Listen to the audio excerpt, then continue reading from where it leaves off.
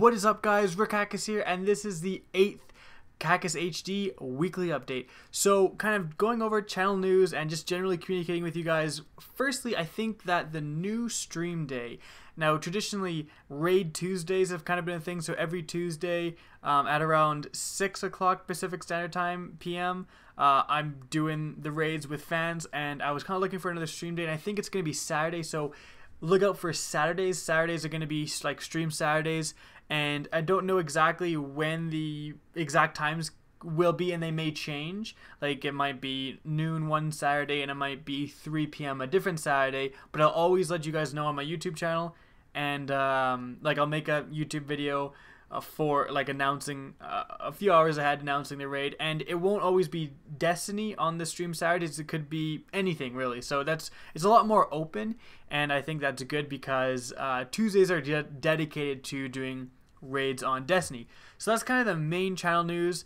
Other than that, the only other really kind of interesting thing is that Borderlands, so the Handsome edition is coming out at the end of the month, at the end of March, and I'm gonna be getting that, and also I'm going to be making some videos kind of leading up to, like, important videos that I think are good for the lead up before it comes out, for mainly for people who haven't necessarily bought the game or haven't played in a long time. Even myself, I haven't played in a long time, and so I'm going to be starting to, pretty much after this video, going to be starting to replay some Borderlands in order to get the footage and just kind of get myself reacquainted with it. And then when the Handsome edition comes out, I'm going to be playing a little bit of Borderlands, like getting back into Borderlands a little bit. And the main reason I never really got into the Borderlands pre-sequel is just because it was on old gens. Stupid decision, no one played it, and it just isn't fun to play without friends. It's really as simple as that. So when the Handsome edition comes out, which is the Borderlands 2 and Borderlands pre-sequel packaged together for next gens, I'm going to be on top of that. Now, it doesn't mean I'm going to abandon Destiny, don't think that at all. But don't be the person who's like, immediately as soon as I make my first Borderlands video, who's like, what the hell, what happened to Destiny? It's like, I have to take a little break every once in a while from Destiny, or I'll kill myself. So I will be getting back into Borderlands, and that's pretty much the only other thing I really wanted to say. I can't really think of anything else right now, so let's go into the questions. So question number 1.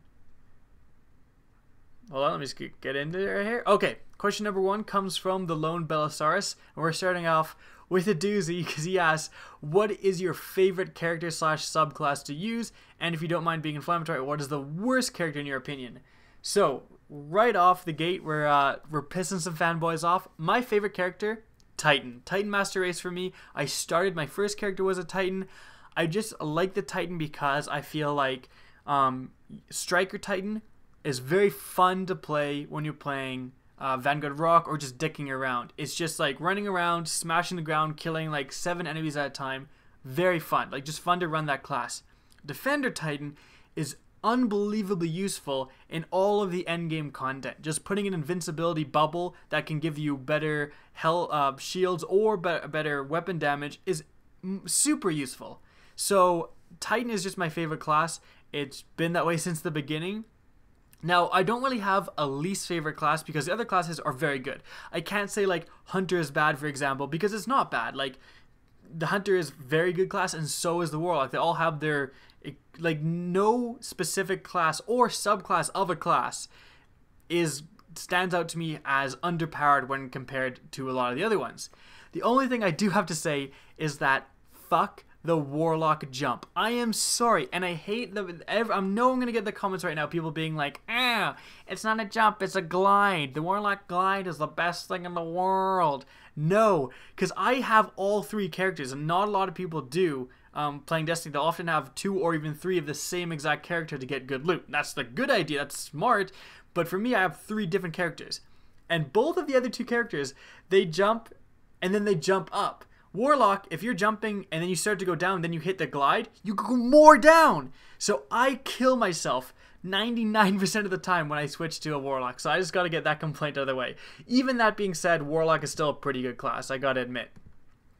The next question comes from Max Sonderegger, and his question is, would you consider leveling up an Xbox One character for Destiny? I can't really find groups, blah, blah, blah. Now, the problem is I have an Xbox One, and sitting right there, I'm not going to get Destiny for it and level up a guy. I am absolutely, there is no way I can stand to level up an entire another character and go through that storyline one more time. I can't bear myself to do it, especially, like, I got lucky when I leveled up 2 of my other guys. Like, I made a Titan, and I really got the other 2 guys to 20 when the Queen's Bounty was out.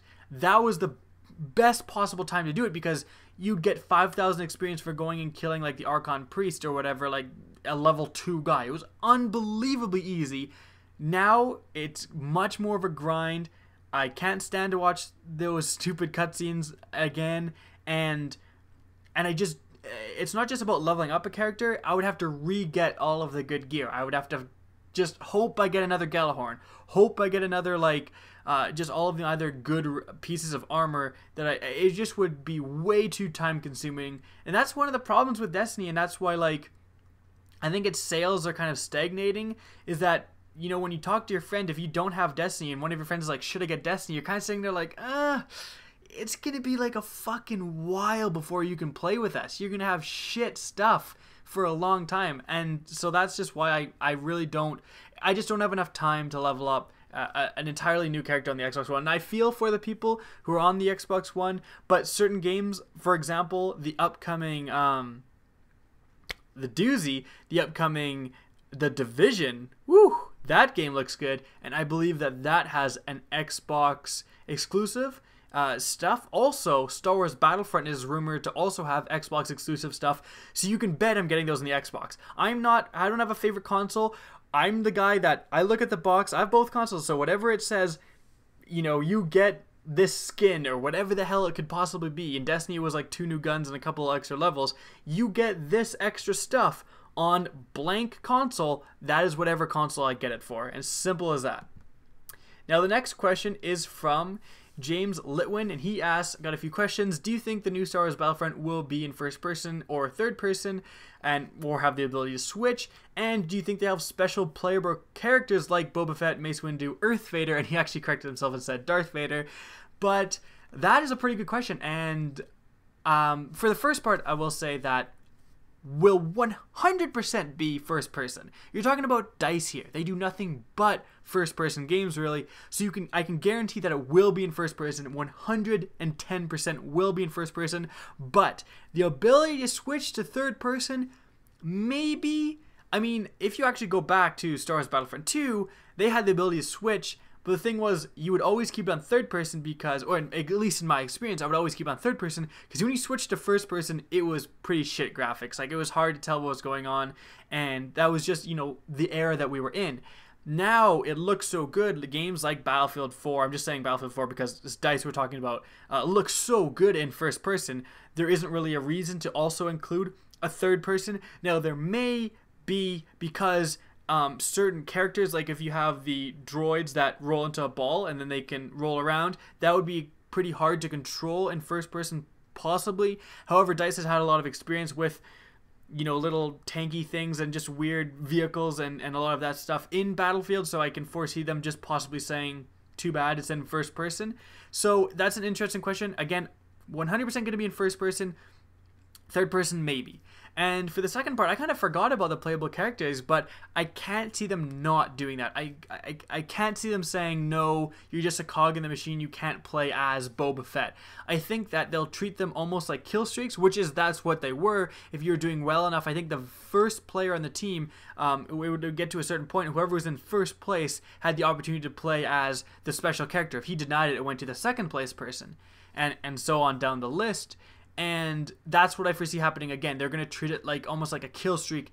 And then if you get to a certain point, or maybe they do the same thing where if you're the first in the team, then you have the ability to spawn in as a, you know, an awesome storyline character. I foresee them doing it because it was such a big part of the other Battlefronts that I can't see them getting rid of it. Now the last question is from Derek Miller, who asks, when do you think game developers should stop with the old gen consoles? Right now. I feel bad for the people who maybe just are hanging on to their old gen consoles. Maybe you can't afford new gen consoles. Like, I feel for those people, but it is really hurting games because whatever can run on the, you know, whatever game comes out for the PS4, like Destiny came out. You have to imagine that Destiny had to run on the Xbox 360. So the same stuff, like, that's why they can't really add that much more content. My dream scenario is that they add new gun type like SMGs or something, right? They probably won't, because I don't know if that would fit into the Xbox 360. So they're held back massively anytime they make a game for all of the consoles. And I think that the console transition was a little bit slower than people expected. But there's been enough time now that I believe, and especially with another Christmas coming up, and that's when a lot of people, you know, Black Friday and Christmas, that's when a lot of people purchase big ticket items like new gen consoles. I think that finally we're going to have games coming out specifically for next gens, like the big hitters like Call of Duty, like Battlefield. They won't even bother with the old gens, or they'll have kind of a crappier port, or they'll start doing what Assassin's Creed did and just made it a completely separate game for the old gen consoles. What Assassin's Creed did with Unity came out just for new gens, and Rogue came out for the old gens. I think a lot more game developers are going to be following that kind of model. So that's it for the questions. I hope you guys enjoyed the video. Please tune in, I guess, next week for the next weekly update. Again, the main channel news is that Saturdays are the new Stream Saturdays days, and so just be paid attention to the YouTube feed. I'll try to like tweet it out and get it out there that the Saturday stream, when it's going to start. But yeah, they're pretty much always Saturday will be some sort of stream. Hope you guys enjoyed. Please remember to comment and subscribe. As always, have a good day.